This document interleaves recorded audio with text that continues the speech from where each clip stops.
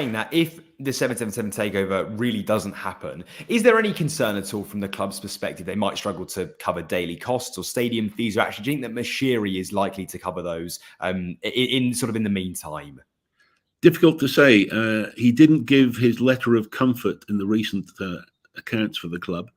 Normally, an owner would give that sort of letter of comfort. It's nothing that drastic, but I think that, as I say, the TV money is already starting to flow. So the first tranche of that is coming in. So the short term is looked after.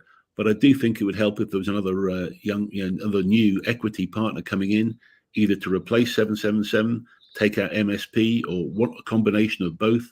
And they could also then be sure, because they'd have to get through Premier League approval. And so they'd want to see the money for the stadium being finished and enough money to get through the season. So I think those things are all there, but they seem doable in terms of the amounts that I'm looking at right now. So I still believe that everybody's common sense should prevail and it should work out for the club. I mean, Keith, we know MSP could potentially be involved, like we've sort of discussed, if the ownership does then collapse. Is that worrying, given that they don't seem to be keen on owning the club? Or actually, do you think that they might be a good stopgap, potentially? It does seem that they prefer to be probably short-term holders of control in some way. They're very good operators. They've got a very good history in terms of their sports management in the States. I've dealt with them previously on another transaction about a club in Spain, so I've had a limited experience with them, but still they were very professional and very clear thinking about the way they wanted to go forward. I think they may well see it that they step in for perhaps this next season, and then with the new stadium opening up the season after, they may be able to sell at a better price, because obviously those sort of hurdles will be overcome and a new stadium will be open, new revenue streams happening. So they may see that as the best play for them. There's no doubt they've got the resources, I think, to do this.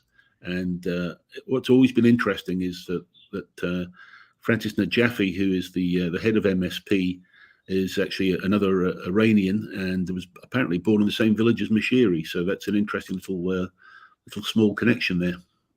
And Keith, from a sort of general perspective, what's the census among Evertonians now going into the summer transfer window, the concerns over ownership? I mean, where do fans stand at the moment? I think the fans' concerns are around basically two things. Is one, getting rid of the PSR potential points deductions again in some way. There's already going to be one case that has to be fought about do we allow the interest for the stadium or not, and the way that's accounted for. So that's definitely already on the slate. But if we're going to get in the spiral of another PSR breach again next year, that's what the fans are worried about. And at the same time, to remove that breach, who are we going to sell to be able to get through that? And so, there is certainly concern amongst the fans who is going to be the 2 or 3 players that may have to be removed to get that through. Jared Branthwaite, who has been spectacular this season, would be a big concern for the Evertonians if they lost him. I sense there's more willingness to sell Onana, and I think they'd prefer to keep Jordan Pickford as well, who's probably saved the club the last 3 seasons. But nevertheless, those are the 3 names that are being looked at. And I think the Everton fans would certainly like somehow to try and keep 2 out of 3. But you don't always get what you want, as we know in football. And so it's going to be difficult to square the circle of finally getting rid of this PSR cloud, which still seems to be ridiculous and it still seems to be related to the stadium. Finish the stadium and then try and get the club ready in good shape, looking forward to starting fresh in Bramley Moor. And Keith, to kind of wrap up, what did you make of Everton's decision to not continue with their points appeal following Nottingham Forest's announcement? What did you make of that news? It was interesting. I think probably what they had done was that they waited to see the results of the Forest appeal, which was unsuccessful. They wanted to see if there's any language in that appeal reasoning that may have helped them or aided them in some way. And in fact, the Forest appeal didn't help anything really for Everton. And so I think Everton thought, well, we've got this next sort of independent hearing with this thing about the interest and how it's accounted for towards the stadium. So let's be helpful. Let's not put them through another full appeal process. And let's try and get some brownie points towards the next commission and go from there. So I think they just felt, look, okay, we'll play ball. And probably it's a bit of Premier League pressure in some way to try and get everything wrapped up before the end of the season, which we talked about many times. That was really seriously in jeopardy. But I think the Premier League will actually be grateful to Everton for not following through on the full appeal. So it's a case of I think they probably played their cards quite well, because they had the potential to really drag things out and still keep the Premier League embarrassed in the headlights. But they played ball this time, and they've assisted them. So hopefully that counts, as I say, towards the next one as we go forward to number 3 or 4.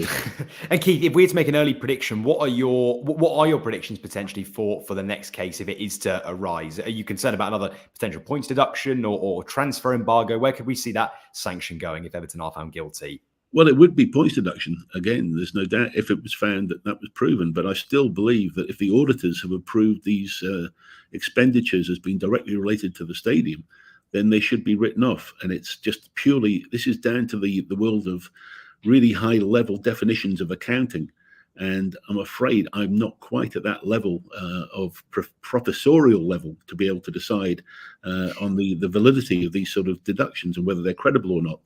I do know the auditors have approved it, so I've got to believe that the Premier League could come to, if they locked themselves in a room with Everton for one day with the experts, I'm sure this could have been resolved before the end of the season, and we'd have all been better off knowing what's going on.